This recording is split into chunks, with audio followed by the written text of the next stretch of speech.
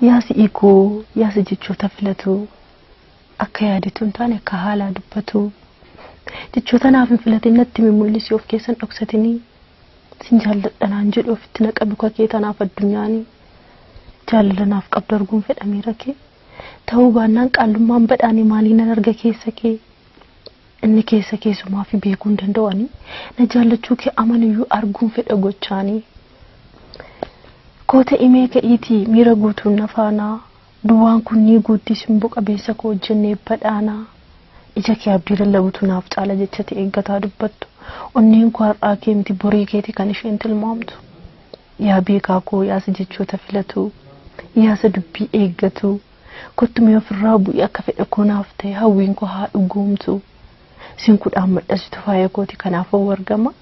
anatu nama kaa arguun na amansiisa namatu kanuma jedha.